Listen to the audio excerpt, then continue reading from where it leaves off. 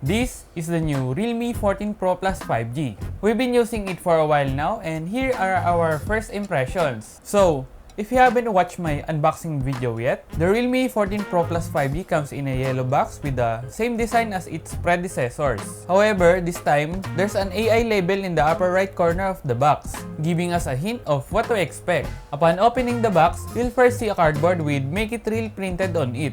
Inside this are the documentation, a SIM ejector tool, and a silicone case. Beneath that, you'll find the Realme 14 Pro Plus 5G itself, along with the USB-C cable and an 80-watt Superbook charger. Our review unit, the pearl white colorway, features a stunning, unique pearl design, inspired by the ocean. Interestingly, this design took nearly a year to develop, in collaboration with top design studios in Europe and Ballard designers, specialists in industrial lifestyle product design. The result is an eye-catching aesthetic that truly stands out. Not only does it look premium, but it is also resistant to stains from coffee, oil, smudges, and fingerprints, ensuring that it stays clean and pristine. One of its most unique features is its cold-sensitive color-changing technology. So when exposed to temperatures below 16 degrees Celsius, the phone's color shifts, making it the world's first smartphone with this innovation. While this feature may not be very practical in most parts of the Philippines due to the warm climate, it can still be experienced in colder locations like Mount Pulag, where temperatures can drop significantly.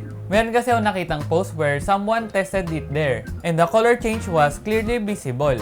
Definitely a cool feature to show off. By the way, there's another color option called Suede Gray. It doesn't have the color changing feature. So as for the build quality, the Realme 14 Pro Plus 5G feels solid and durable. While Realme hasn't officially mentioned anything if we can drop test it, the device boasts military grade shock resistance and is TUV Rainland Rugged Smartphone certified, ensuring that it can withstand tough conditions. It also comes with IP69, IP68, and IP66 ratings, meaning it is dust and water resistant and can even be submerged in up to 1.5 meters of water for 30 minutes. This makes it an excellent choice for content creators, especially those who love filming near water or going for a swim. So for ports and buttons, the left side of the phone is completely empty. On the right side, you'll find the volume rockers and power button.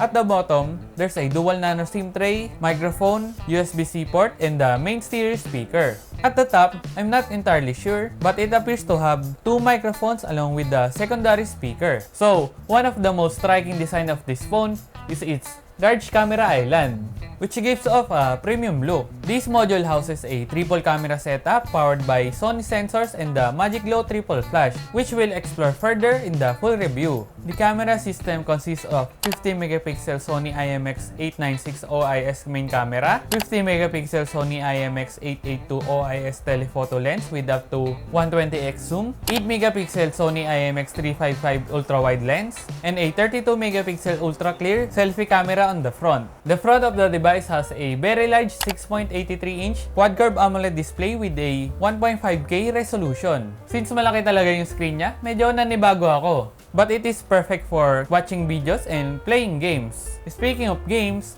the Realme 14 Pro Plus 5G is powered by the 4nm Snapdragon 7S Gen 3, ensuring smooth performance for gaming and multitasking. It also comes with 12GB RAM and 512GB of internal storage. Out of the box, it runs Realme UI 6.0 based on Android 15. For battery use, it packs a massive 6000 mAh battery with support for 80-watt Superbook fast charging, so you won't have to worry about running out of power quickly. Based on the specs alone, the Realme 14 Pro Plus 5G looks promising. So for pricing and availability, the Realme 14 Pro Plus 5G is now available for pre-order at all Realme stores nationwide until March 19, and it will be available on the market starting March 20. Balita ko, kapag nag-pre-order daw kayo ngayon, ay makakuha kayo ng freebie at discount, kaya mag-pre-order na kayo. So stay tuned for the full review article and vlog natin, and I'll share my insights and experience sa device na ito. So, what are your thoughts on the Realme 14 Pro Plus 5G?